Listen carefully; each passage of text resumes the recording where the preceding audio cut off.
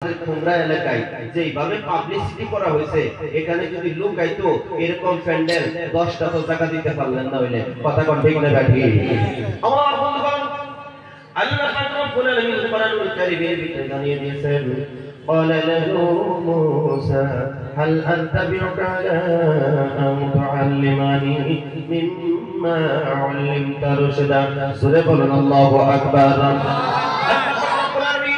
হযরত খিজির আলাইহিস সালাম কে বললেন, আমি কি আপনার অনুসরণ করতে পারি?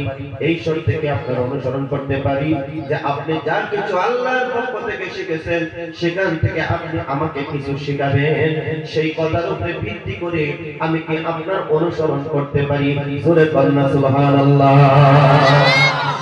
হযরত খিজির আলাইহিস সালাম মুসা আলাইহিস সালাম খিজিরকে প্রশ্ন করে, আমি কি আপনার অনুসরণ করতে পারি এই শর্তে যে আপনি যে বিদ্যা শিখছেন, যে ইলম শিখছেন, যেটা আল্লাহ আপনাকে শিখাইছে সেখান থেকে আপনি আমাকে কিছু শিখাবেন, সেই শর্তে কি আমি আপনার অনুসরণ করতে পারি?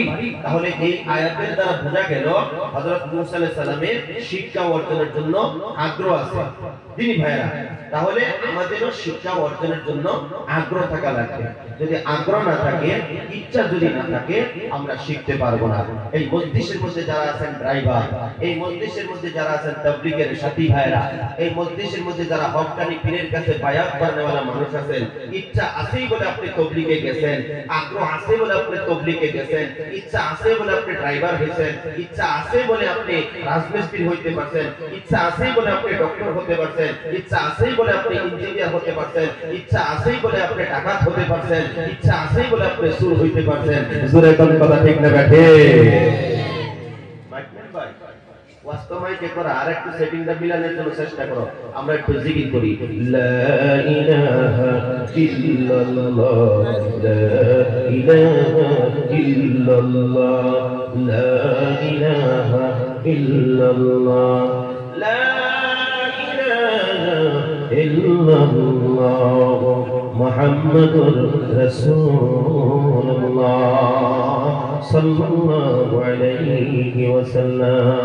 আপনাদের কি কষ্ট হইতেছে? আওয়াজ ক্লিয়ার বোঝা যায়? বলি আলহামদুলিল্লাহ। তিনি ভাইরা, আমি বলতেছিলাম শিক্ষা অর্জনের জন্য এক নম্বর শর্ত হলো আগ্রহ থাকা। এক নম্বর শর্ত হলো আগ্রহ থাকা। ভাই আমার দিকে তাকান। এক নম্বর শর্ত হলো আগ্রহ, এক নম্বর শর্ত হলো ইচ্ছা। ইচ্ছা যদি না থাকে, আগ্রহ যদি না থাকে, আপনি পৃথিবীর কোনো শিক্ষাই আপনি অর্জন করতে পারবেন না। হতে পারে আপনি রাজমিস্ত্রি, যদি রাজমিস্ত্রির কাজ যদি আপনি শিখতে চান, তাহলে আপনার ইচ্ছা থাকা লাগবে। একজন মিস্ত্রির পিছনে আপনার ঘোরা লাগবে, একজন মিস্ত্রির পিছনে আপনার থাকা লাগবে। কয় একর মশলা মারতে হয়, এ ভাই আমার দিকে তাকান, কয় একর মশলা মারতে হয়। মিস্ত্রি আপনাকে বলবে একদিন, দুই দিন, তিন দিন, চার দিন, এক বছর, 2 বছর, 3 বছর। একটা রাজমিস্ত্রির পিছনে থাকলে আপনি নিশ্চয়ই বিল্ডিং এর কাজ শিখতে পারবেন। কিভাবে বিমের রডগুলো বাঁধতে হয়, এ বন্ধু, কিভাবে বিমের রডগুলো বাঁধতে হয়, কিভাবে পুলগুলো দিতে হয়, একটা মিস্ত্রির সঙ্গে যদি আপনি না থাকেন, আপনি যদি একটা মিস্ত্রির সঙ্গে না থাকেন, আপনি কখনো বিল্ডিং এর কাজ শিখতে পারবেন না। বুঝলাম আপনি শিখবেন বলে ইচ্ছা করেছেন। আল্লাহর বান্দা, আপনার যদি আগ্রহ না থাকে, আপনি কখনো সেই কাজটা শিখতে পারবেন না। জোরে বলেন কথা ঠিক না বেঠে? একবার তোমরা যারা পাবজি খেলাও, তোমরা যারা ফ্রি ফায়ার খেলাও, সমাজে আছে না নাই? কথা কন না কেন, আছে না নাই? আরে ভাই, জামাতে খেলায় পাবজি আর ফ্রি ফায়ার। আপনি লক্ষ্য করবেন, একজন ছেলের হাতের মধ্যে মোবাইল নাই, আরেকজন ছেলে পাবজি খেলাইতেছে, আরেকজন ছেলে ফ্রি ফায়ার খেলাইতেছে। দেখবেন তার মাথার উপরে ইতিমের মতন দাঁড়াইয়া থাকে। কথা কোন ঠিক না বেঠে? কেমনে করে ফ্রি ফায়ারটা খেলায় ওই ছেলেটা আস্তে আস্তে করে দেখেন। যখন ক্লাস 6 এর মধ্যে পড়ে, 7 এর মধ্যে যখন পড়ে, 8 এর মধ্যে যখন পড়ে, 9 এ যখন পড়ে, মেট্রিক পরীক্ষা দেওয়ার আগে তার আব্বার কাছে, তার মার কাছে দাবি দেয়, আমি মেট্রিক পরীক্ষা দিব না যদি আমাকে একটা মোবাইল না দাও। মোবাইল নিবে কিসের জন্য? পাবজি খেলার জন্য, ফ্রি ফায়ার খেলার জন্য, মেসেঞ্জার চালানোর জন্য, ইনস্টাগ্রাম চালানোর জন্য, ফেসবুক চালানোর জন্য। বর্তমান সমাজের মধ্যে লক্ষ্য করে দেখুন যে বন্ধু, দেখবেন 17 বছর বয়স হয়েছে, 16 বছর বয়স হয়েছে, মাত্র 13 থেকে 14 বছর বয়স হয়েছে, আপনারা মুরব্বী যারা বসে আছেন ইনস্টাগ্রাম এখনো পর্যন্ত আপনারা জানেন না। কিন্তু যত মেয়েকে জিজ্ঞাসা করবেন, যত ছেলেকে জিজ্ঞাসা করবেন, ছেলে তুমি কোথায় প্রেম করছো, বলে ইনস্টাগ্রামের মধ্যে প্রেম করছি। কথা কোন ঠিক না বেঠি? চিল্লায়া বলা ঠিক না বেঠি? আমি কি ওয়াজ জাগাত ফলাইতেছি না বেজাগাত ফলাইতেছি? আরে কথা কয়টা করে জাগাত পড়তেছে না বেজাগাত পড়তেছে? একটু জোরে তাকবীর দাও, নারে তাকবীর। শয়তানের কাছে বাপরে আজকে কই আছি, এই মাঠে পারা যাইত না, গরম হয়ে গেছে গামার। শয়তানের কাপড় টাপড় খুললা ল্যাংটা হয়ে দৌড় মারছে। সুবহানাল্লাহ। আপনারা আছেন তো? আছেন তো? মাশাআল্লাহ। আমি মাঝে মাঝে দেখতেছি কিছু কিছু মানুষ আপনারা থাকতেও নাই হয়ে গেছেন না, খালি খাসা না আছে। এটা জিকির করুন, লা ইলাহা ইল্লাল্লাহ, লা ইলাহা ইল্লাল্লাহ। আসল তো নেই। লা ইলাহা ইল্লাল্লাহ, লা ইলাহা ইল্লাল্লাহ। একটু বয়ে আবো, মাইক বানাইবো, খাইতে গেছে মনে হয়, একটু ধৈর্য ধরুন। লা ইলাহা ইল্লাল্লাহ, লা ইলাহা ইল্লাল্লাহ, মুহাম্মাদুর রাসূলুল্লাহ।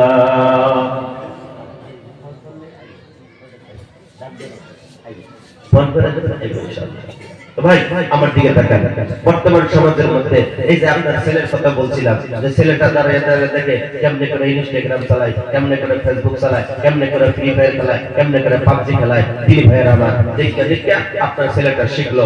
আপনার ছেলেরে আপনি কন্ট্রোলে রাখবেন, আপনার মেয়েরা আপনি কন্ট্রোলে রাখবেন, আপনার মেয়েকে ভালো মানুষের সঙ্গে সঙ্গ ধরাইবেন, আপনার ছেলেকে ভালো একজন নষ্ট হইতো না, এই মেয়ে কখনো পথ নষ্ট হইতো না। আল্লাহ আমাদের সবাইকে বুঝে শুনে আমল করার তৌফিক দান করুন। সিল্লায় বলেন আমিন। শিক্ষা অর্জনের জন্য আমি বলতেছিলাম আগ্রহ থাকা লাগবে, ইচ্ছা থাকা লাগবে। একটা ছেলের ইচ্ছা আছে বলে ইনস্টাগ্রাম চালানো শিখতে পারে, একটা ছেলের ইচ্ছা আছে ফেসবুক চালাইতে শিখলো, একটা ছেলের ইচ্ছা আছে পাবজি কিভাবে খেলাইতে হয় সে শিখলো, একটা ছেলের ইচ্ছা আছে গাড়ি কিভাবে চালাইতে হয় শিখলো, একটা ছেলের ইচ্ছা আছে ডক্টর হবে, কিভাবে অধ্যয়ন করলে ডক্টর হওয়া যাবে, কিভাবে অধ্যয়ন করলে মাস্টার হওয়া যাবে, কিভাবে অধ্যয়ন করলে ইঞ্জিনিয়ার হওয়া যাবে। ইচ্ছা আছে ভালো করে অধ্যয়ন করছে, যার জন্য ডক্টর হতে পারলো, ইঞ্জিনিয়ার হতে পারলো।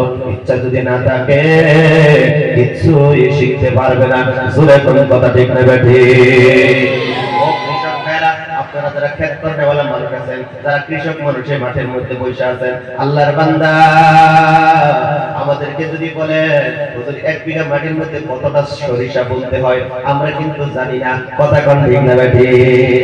আমরা যদি কোন যে হুজুর আপনি এত ওয়াজ করেন 1 বিঘা মাটির মধ্যে কতটি সরিষা বোনা লাগে কত দেখি, আমি পারতাম না, কারণ আমি এটা করি না তো, আমি পারতাম না। ভাই একটা কথা কই, আমার মামা একদিন জামাতে গেছে, জামাতে যাওয়ার পরে আমার মামি আমার একটা না কবা জান এই ক্ষেতের মধ্যে কতটি সরিষা বোনা লাগে, বলে তাই নাকি? বলে হ্যাঁ, আধা বিঘা মাটির মধ্যে সরিষা বোনা লাগে। 2 কেজি সরিষা আমাদের দিছে, 2 কেজি সরিষা আপনাদের কাহার মধ্যে নিয়ে হ্যাঁ 2টা ফাঁক দিছি, মাত্র 2 ফাঁকে সরিষা শেষ করে দিয়েছি। জানি না তো আইসি একটু পরে মামা আবার পরে জিজ্ঞাসা করছে ভাই না কি করো, আমি কাছে সরিষা বুঝাচ্ছি। বলে কত দিন হয়েছে? বলে 2 কেজি নিয়েছি। মাইক ফেলেছে? বলে হ্যাঁ মাইক ফেলেছি। বলে মামা 2 পাঁচ দিয়েছি সরিষাটা ব্যাগটি শেষ হয়ে গেছে। ও কেমনে বলতেছে? বলে খালি সরিষা গোটা এমনি করে সরিষা বোনা নাকি, সরিষার হাতে মাটি মিশ করে না। বলে তাই নাকি? বলে হ্যাঁ, সরিষার হাতে মাটি যদি মিশ করে নাও তাহলে বুনতে সুবিধা হইব, কারণ বেশি হইব বুনতে সুবিধা হবে। ভাই গো আমি বলতেছিলাম যে কোনো শিক্ষা অর্জনের জন্য ইচ্ছা না থাকলে পারা যায় না, ইচ্ছা যদি থাকে অবশ্যই শিক্ষা যায়। আমি ছাত্র ভাইদেরকে লক্ষ্য করে বলছি, ও ছাত্র ভাইরা, ইচ্ছা বহুত ইচ্ছা আছে তোমাদের মনের মধ্যে, বহুত ইচ্ছা যে আমি ইনস্টাগ্রাম চালানো শিখবো, ফেসবুক শিখবো, এই শিখবো, ফলনা শিখবো। যে শিক্ষাটার মধ্যে আমি দুনিয়াতে লাভবান হতে পারবো, পরকালে লাভবান হতে পারবো, সেই শিক্ষা অর্জনের জন্য আমার আগ্রহী হওয়া লাগবে। কথা কোন ঠিক না ঠিক? ও তাবলীগের সাথী ভাইরা, আপনারা যারা তাবলীগ করেন আপনার ইচ্ছা যদি না থাকতো তাবলীগের মধ্যে যাইতে পারতেন না। কত মানুষ আপনার পিছনে বেন্নামাসের মতন ঘুরলো। আল্লাহর বান্দা কত সুন্দর করে আপনারে বুঝাইলো, আপনি একদিন বুঝলেন, 2 দিন বুঝলেন, 3 দিন বুঝলেন, 4 দিন বুঝলেন। এইভাবে বুঝতে বুঝতে হঠাৎ একদিন আপনার বেমার হয়ে গেল। তারপরে তাবলীগের সাথে একদিন এসে কয় বেমার ভালো হয়ে যাবে, চলো আমার সঙ্গে মসজিদের মধ্যে যাই। আপনি 3 দিনের জন্য যখন তাবলীগের মধ্যে যখন বাহির হয়ে গেলেন, আল্লাহর বান্দা কিছু শিখলেন, মজা লাগলো। আবার যখন আপনি 3 দিনের জন্য গেলেন, কিছু শিখলেন, মজা লাগলো। এবার মজা লাগতে লাগতে আপনার যখন আবার তশকিল করা শুরু হয়ে গেল, 4 মাসের জন্য আপনি বাহির হয়ে গেলেন, 40 দিনের জন্য বাহির হয়ে গেলেন। 40 দিন মসজিদের মধ্যে থাকলেন, এত ভালো লাগে, এত ভালো লাগে গো। মসজিদের মধ্যে থাকেন, সবসময় পবিত্রতা অবলম্বন করে থাকেন। ওযু ছাড়া মসজিদের মধ্যে থাকা যায় না, মসজিদের মধ্যে বিড়ি খাওয়া যায় না, মসজিদের মধ্যে সাদা খাওয়া যায় না, মসজিদের মধ্যে মিথ্যা কথা বলা যায় না। আল্লাহর বান্দা যত মসজিদে থাকেন ততই ভালো লাগে, যত মসজিদে থাকেন ততই ভালো লাগে। এবার আপনি তশকিল হয়ে গেলেন 4 মাসের জন্য, 4 মাস মসজিদের মধ্যে কাটাইলেন, আরো ভালো লাগে। নামাজ পাঁচ ওয়াক্ত হয়, তালিম হয়, কত সুন্দর মুজাকারা মসজিদের মধ্যে হয়, এত ভালো, এত ভালো, এত ভালো লাগে, এত শান্তির জায়গা আর কোথাও পাওয়া যায় না। এবার আপনি এক সিল্লার জন্য, এবার আপনি এক সালের জন্য, বছরের জন্য আপনি বাহির হয়ে গেলেন। এরকম মানুষ আমাদের এলাকায় আছে না নাই? আরেকটু জোরে বলেন, আছে না নাই? ওই মানুষ তার ইচ্ছা না থাকতো, ও তিনি ভাইরা, ইচ্ছা যদি না থাকতো তাবলীগের মধ্যে যাইতে পারতো না। ইচ্ছা আছে, আগ্রহ আছে, তাবলীগের মধ্যে গেছে, দিন শিখছে, হালাল হারাম কাকে বলে, পাক না পাক কাকে বলে, জায়েজ না জায়েজ কাকে বলে, এটা শিখছে। কিন্তু অনেক তাবলীগের সাথে বাইরে আছে গো, শিক্ষা অর্জন করে আসিয়া বহুত ইমাম সাহেবদের বিরুদ্ধে কথা বলে, কথা কোন আছে না নাই? আমি সেই সমস্ত সাথী ভাইদেরকে বলবো, ও সাথী ভাইরা, তাবলীগের সাথী ভাই যারা আছেন, ইমামের বিরুদ্ধে আপনারা কথা বলবেন না, আলিমের বিরুদ্ধে আপনি কথা বলবেন না। কিসের জন্য? একটু ভালো করে খেয়াল করুন। আপনি যে বাংলা বইটা পড়েন, মুনতাকাব হাদিসটা যে পড়েন, আপনি ফাজাইলে আমলটা যে পড়েন, ফাজাইলে সাদাকাত যে কিতাবটা পড়েন, এই কিতাবটা কিন্তু আপনি কিন্তু উর্দু থেকে আপনি কিন্তু বাংলা করতে পারেন নাই, আরবি থেকে আপনি বাংলা করতে পারেন নাই। একজন আলিমে আরবি থেকে বাংলা করে দিয়েছে, এখন আরবি থেকে ইংরেজি করছে, ইংরেজি থেকে বাংলা করছে, যে যে ভাষায় বুঝে ওই ভাষায় মানুষকে বুঝিয়ে দিছে। এবার সেই কিতাবটা আপনি পড়া পড়া পড়া পড়া ওই আলিমের বিরুদ্ধে যারা কথা বলেন, আল্লাহর বান্দা দুইটা চরণ ধরে, দুইটা পায়ে ধরে বলে যায়, আপনি তাকাব্বুরি করবেন না, অহংকারী করবেন না, আলিমের বিরুদ্ধে জিন্দেগিতে কোনোদিন কথা বলবেন না। সেই আলিমটা আপনাকে হাতে ধরলো, পায়ে ধরলো, শরীরের মধ্যে হাত দিয়ে বুঝাইয়া মাত্র 3 দিনের জন্য তাবলীগে বাহির করে দিল, তার জরিয়াতে আপনি পথ পাইছেন। আর সেই আলিমের বিরুদ্ধে, সেই মসজিদের ইমামের বিরুদ্ধে আপনি কেমনে কথা বলেন? আল্লাহর বান্দা, আমরা ইমামের বিরুদ্ধে, আলিমের বিরুদ্ধে কথা বলবো না। জোরে বলি ইনশাআল্লাহ, আরো জোরে বলি ইনশাআল্লাহ। ভাই গো, আজকে আমাদের মধ্যে দলাদলি দেখে মসজিদের থেকে মানুষ বাইরে পড়তেছে। আমরা দলাদলি করব না, আসেন আমরা একটা প্ল্যাটফর্মের মধ্যে থেকে দ্বীন ইসলামের কাজ করি, অনেক ফায়দা হবে, অনেক ফায়দা হবে। আজকে আমার বিরুদ্ধে আপনি কথা কইতেছেন, আপনার বিরুদ্ধে আমি কথা কইতেছি না, এরকম নয়। একটা প্ল্যাটফর্মের মধ্যে থাকি। আজকে দেখবেন হুজুর আর হুজুরের মধ্যে মিল নাই, কথা কোন ঠিক না বেঠে? হুজুরের মধ্যে মিল নাই। এক হুজুর আছে মাজার পূজারি, আরেকটা আছে তাবলীগের, বিভিন্ন লাইন আছে, বিভিন্ন ফেরকা আছে। আলিম উলামার মধ্যেও এরকম মানে দুনিয়ার অমিল হয়ে আছে। কিসের জন্য? ভাই গো, আমি দোয়া করছি আর আপনারাও দোয়া করবেন, আল্লাহ যেন সবাইকে একাগ্রতা হইয়া দ্বীন ইসলামের খেদমত করার তৌফিক আল্লাহ যেন দান করে। একটু সিল্লে বলেন আমিন। বাজান কষ্ট হইতেছে আপনাদের? খারাপ লাগতেছে? আমি কি আলোচনা করতে পারবো? বলি ইনশাআল্লাহ, আরো জোরে বলি ইনশাআল্লাহ। দেখেন আমি কইছিলাম না মাঠ ভরে যাবো, এই দেখেন ভরে গেছে, আরো বলবো ইনশাআল্লাহ। যারা বাইরে আছে সবই আইব। তিনি ভাইরা আমার ধ্যান করে লক্ষ্য করুন।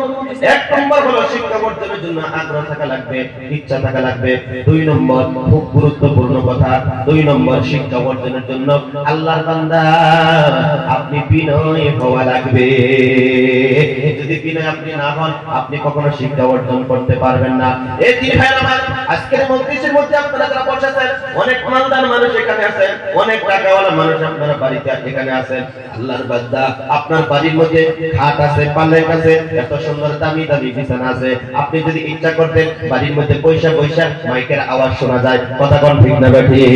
বাড়ির মধ্যে সোফা সেটের মধ্যে পয়সা পয়সা ধর্মসভা আপনি শুনতে পারতেন, কিন্তু বাড়ির মধ্যে পয়সা পয়সা আপনি ধর্মসভা শুনলেন না। এত সুন্দর বিছানা ফালাইয়া দিলেন, খাট পালঙ্ক থইয়া।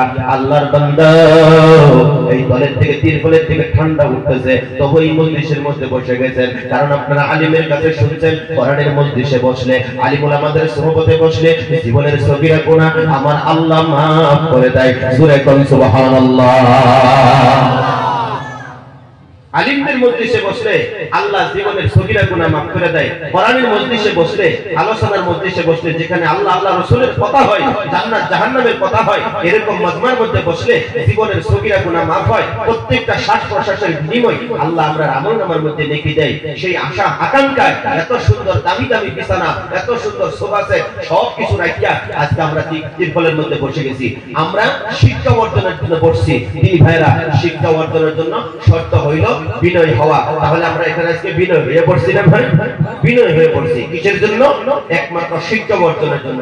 আমাদের বড় হুজুর শামসুল হুজুর যতগুলো কথা বললেন, তার আগে মাদ্রাসার প্রধান শিক্ষক উনি যতগুলো কথা বললেন, এরপরে আমিও গুনাহগার কিছু কথা আপনাদেরকে বলতেছি। নিশ্চয়ই আপনাদের এখান থেকে কিছু উপকারের দুই চারটা উপকারীমূলক কথা আপনারা অবশ্যই শুনতে পারবেন। আল্লাহর বান্দা শিক্ষা অর্জনের জন্য 2 নম্বর হলো বিনয় হওয়া। উদাহরণ দিলে বুঝবেন। আল্লাহর বান্দা একটু দিলের কানটা লাগিয়ে দিয়ে শুনুন। আল্লাহর বান্দা আল্লাহর পক্ষ থেকে হযরত জিবরাইল আলাইহিস সালাম বিশ্ব নবীর কাছে আসলো, আসে বললেন, হুজুর আপনি আমার সালাম গ্রহণ করুন। আল্লাহর নবী সাল্লাল্লাহু আলাইহি ওয়াসাল্লামকে সালাম দিলেন। আল্লাহর বান্দা আল্লাহর নবী সাল্লাল্লাহু আলাইহি ওয়াসাল্লামকে সালাম দিলেন। মাথার চুলগুলো হলো কালা কালা, আল্লাহর বান্দা শরীরের মধ্যে সাদা পোশাক। জিবরাইল আলাইহিস সালাম বিশ্ব নবীকে এমন ভাবে বসিয়া, আল্লাহর বান্দা যেমন ভাবে আমরা আত্তাহিয়াতুর মধ্যে বসি, নামাজের কায়দায় যেরকম ভাবে বসি, এমন ভাবে জিবরাইল বিশ্ব নবীর সামনে বসে গেল। বসিয়া 4টা প্রশ্ন নবীজিকে করলো। জোরে বলেন কয়টা প্রশ্ন? আল্লাহ পাক রব্বুল আলামিনের পক্ষ থেকে জিবরাইল আইসা বিশ্ব নবীকে 4টা প্রশ্ন করলো। বিনয় হইয়া, নম্র হইয়া, আত্তাহিয়াতুল সূরাতে বসা আল্লাহর নবীকে বলে, হুজুর 1 নম্বর হলো ইসলাম, 2 নম্বর ঈমান, 3 নম্বর ইহসান, 4 নম্বর কিয়ামত। একটু জোরে কইতেন না সুবহানাল্লাহ। আমরা একটা একটা করে আলোচনা করে এগিয়ে যাব, ধারাবাহিকভাবে একটা একটা করে আলোচনা এগিয়ে যাব। আল্লাহ আমাদেরকে ধৈর্য অবলম্বন করে আল্লাহ আমাদেরকে সবাইকে শোনার তৌফিক দান করুক। একটু জোরে বলেন আমিন। আর জোরে বলেন আমিন। এ বাবু যাও গা কেন? ডায়াবেটিস আছে নাকি? সুগার টুগার আছে? মাশাআল্লাহ। আমরা উঠবো না, বলি ইনশাআল্লাহ। তিনি ভাইরা আমার আল্লাহর নবী সাল্লাল্লাহু আলাইহি ওয়াসাল্লামের কাছে হযরত জিবরাইল আলাইহিস সালাম নম্র হয়ে বসে 4টা প্রশ্ন করলেন। 1 নম্বর হলো ইসলাম, 2 নম্বর হলো ঈমান, 3 নম্বর হলো ইহসান, 4 নম্বর হলো কিয়ামত। এই 4টা প্রশ্ন বিশ্ব নবীকে করে 4টা প্রশ্নের জবাব জিবরাইল বিশ্ব নবীকে দিয়ে নবীজির কাছ থেকে সালাম দিয়ে বিদায় নিয়ে চলে গেলেন। সাহাবাদেরকে নবী আমার প্রশ্ন করলো, এ রাসূলুল্লাহ সাহাবীরা, এই মানুষটাকে তোমরা চিনো? তখন আল্লাহর নবী যখন প্রশ্ন করলো সাহাবাদেরকে, সাহাবারা বলে, হুজুর গো, এই মানুষটা আমরা জীবনে কোনদিন দেখি নাই, এই মানুষটাকে আমরা কেমনে করে চিনব? আল্লাহর নবী ঘোষণা দিয়ে দিলেন, এই মানুষটা হলো আল্লাহর পক্ষ থেকে জিবরাইল মানুষের সুরত ধারণ করে আমাদের মাঝে এসেছে। চিল্লায়া কোন সুবহানাল্লাহ। আমার ভাইরা, তাহলে প্রমাণ হইল যে শিক্ষা অর্জনের জন্য নম্র হওয়া লাগবে, বিনয় হওয়া লাগবে। জিবরাইল আল্লাহর নবীর কাছে আয়েশা নম্র হইয়া ভদ্রভাবে বৈশা ওনারা শিখাইছে। সুবহানাল্লাহ, সুবহানাল্লাহ। 4টা প্রশ্ন। 1 নম্বর হলো ইসলাম। এবার আসলে আমরা এখানে যতগুলো মানুষ আমরা বসে গেছি সবাই কিন্তু মুসলমান। ইসলাম কাকে বলে? ইসলাম আমাদেরকে কি শিক্ষা দেয়? অনেক মানুষ আছে আমরা কিন্তু জানি না। আল্লাহর বান্দা আজকে তালিবুল ইসলাম থেকে আপনাদের সামনে বয়ান করব। এ বন্ধু, ইসলাম আমাদেরকে 5টা জিনিস শিক্ষা দেয়। জোরে বলেন কয়টা? হয় না? আর একটু জোরে বলেন। 5টা জিনিস শিক্ষা দেয়। এই যে আপনাদেরকে যে প্রশ্ন করি, উপকার 2টা। একটা হলো চোখে ঘুম লাগতো না, আরেকটা হলো কথাগুলো আপনাদের মনে থাকবে। আপনারা যদি জবাব দেন ঘুমাইতো না। আর 2 নম্বর হইল আপনাদের শুনতে বড় ভালো লাগবে। তিনি ভাইরা আমার 1 নম্বর হলো ইসলাম। ইসলাম আমাদেরকে কয়টা জিনিস শিক্ষা দেয়? ইসলাম আমাদেরকে 5টা জিনিস শিক্ষা দেয়। 1 নম্বর হলো দ্বীনে ইসলাম আমাদেরকে 5টা জিনিস শিক্ষা দেয়। 1 নম্বর হলো আমাদের রব, আমাদের আল্লাহ এক, আমাদের সৃষ্টিকর্তা এক, আল্লাহর বান্দা, আসমান ও জমিন যিনি বানাইছে তিনি কে? আরো জোরে বলেন তিনি কে? আল্লাহ। সে আল্লাহ হইল এক, এটা আমাদেরকে ইসলাম শিক্ষা দেয়। 2 নম্বর হলো ইসলাম আমাদেরকে শিক্ষা দেয় আমাদের রাসূল, আপনার রাসূল বিশ্বনবী মুহাম্মদুর রাসূলুল্লাহ সাল্লাল্লাহু আলাইহি ওয়াসাল্লাম আখিরি জামানার নবী, এরপর আর কোন নবী পৃথিবীতে আসবে না, এটা আমাদেরকে ইসলাম শিক্ষা দেয়। 3 নম্বরে ইসলাম আমাদেরকে শিক্ষা দেয় মহাগ্রন্থ আল কোরআন শুরু থেকে শেষ পর্যন্ত আপনি পড়বেন, কোন ধরনের ত্রুটি পাবেন না, কোন ধরনের ভুল পাবেন না, এটা আমাদেরকে ইসলাম শিক্ষা দেয়। 4